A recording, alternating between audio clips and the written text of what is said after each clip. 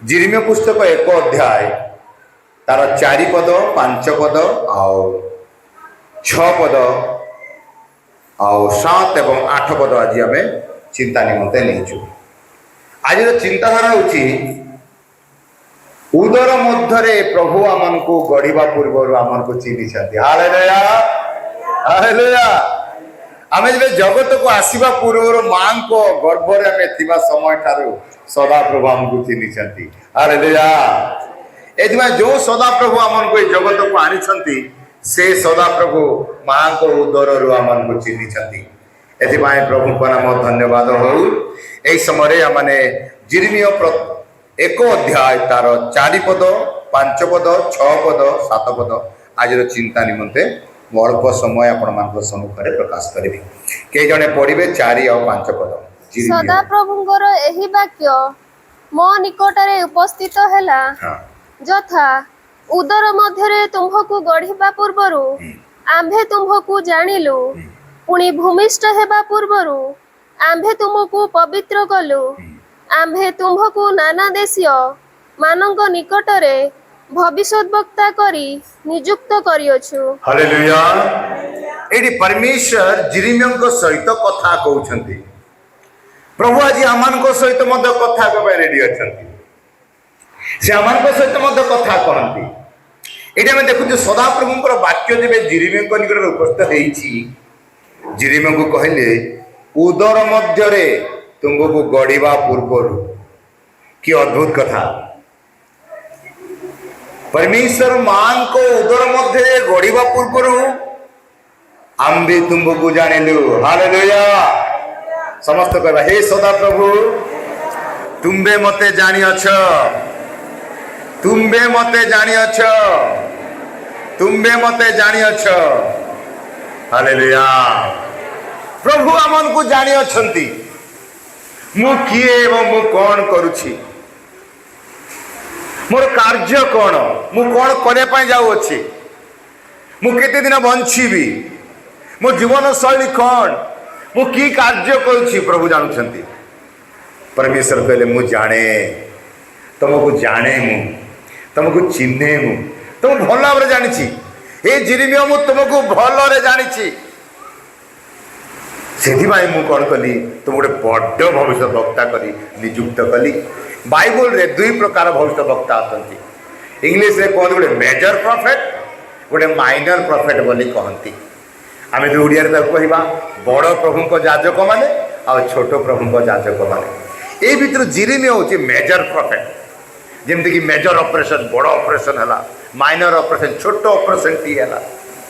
ये बाइबल रे 2 भाग में विभक्त कराई। बड़ बड़ प्रॉफिट गुड़ाक बड़ बड़ प्रभु दास माने बड़ बड़ भविष्य वक्ता मान को अलग कराई एवं माइनर माने छोट भविष्य वक्ता मान को अलग कराई।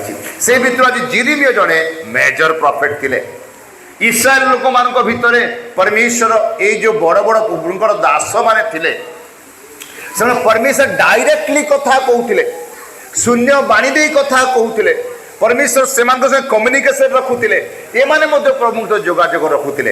एथे प्रभु हठात आसी दिने कहते जिरिम्या मु तुमको जाने। Hallelujah hallelujah.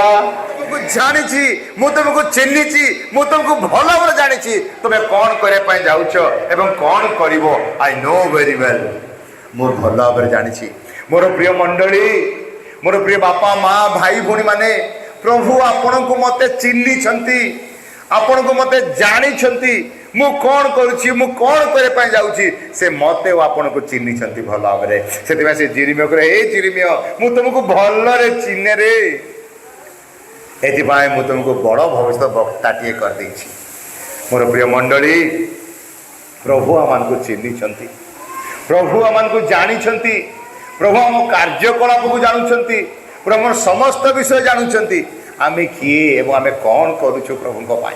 जे प्रभु कहले हे जिरिम्या मु तो चिन्हिची, पुणी केउठारु मां को उदरु गढ़िबा पूर्व मु तो जानिछि।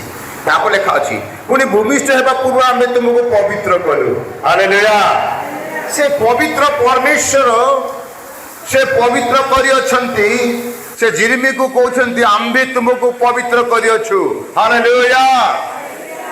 गोटे व्यक्ति को पवित्र करने सहज कथा नुहे कारण आमर परमेश्वर पवित्र परमेश्वर अटंती आमर प्रभु पवित्र प्रभु अटंती आमर प्रभु मंगलमय प्रभु अटंती तांको पाखरे कौनसी कला दाग नहीं जन्हरे कला दाग देखा जाउची किंतु सदा प्रभु कोठारे कला दाग नहीं हालेलुया एते से कहिले हे जिरमियो मु तुमको पवित्र करूछी कारण आम प्रभु पवित्र आम प्रभु महान से सर्वशक्तिमान से प्रथम कथा कौन कहले मु तुमको चिन्ही जानी मन रखिए भूलिबे नहीं आउ थे कहबा हे प्रभु तुम्हें मते चिन्ही अछ तुम्हें मते जानी अछ हालेलुया द्वितीय विषय हे प्रभु तुम्हें मते पवित्र करी अछ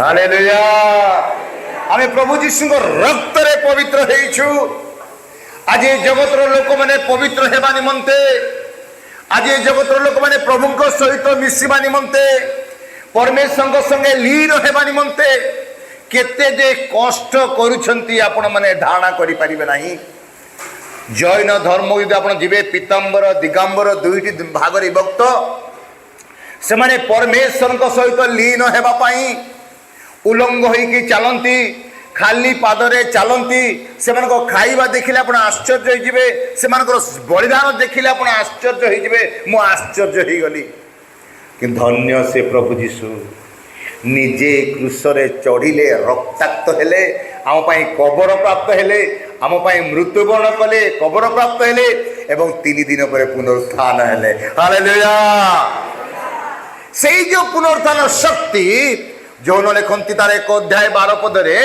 जे विश्वास करिबो जे ग्रहण करिबो से प्रभुंकर संतान अधिकार पाइब से केते लोक अछंती अनेक जनता अछंती किंतु प्रभु आमको चिन्हिछंती हालेलुया से आमको चिन्हिछंती एवं लिखा जाए से आमको पवित्र करिछंती से आज आम ए स्थान रे बसिछु ए स्थान ईश्वर गौरव करुछु पवित्र परमेश्वर सहभागितार आसुअछु एटा मोर प्रिय मंडली दुईटी विषय गोटे है प्रभु आमको चिन्हिछंती आपण केबे भूलिबे नाही नंबर 2 है से हमको पवित्र कर हालेलुया तांको पुत्र प्रभु जीशु ख्रीष्टन को द्वारा से हम क्लीन करिसंती पवित्र करिसंती हमको शुद्ध करिसंती हमको जे विश्वास करिवो जे ग्रहण करिवो से संतानर अधिकार प्राप्त हेबो हालेलुया एते मोर प्रिय मंडली आमने दुईटी विषय देखिलु तापर लेखा अछि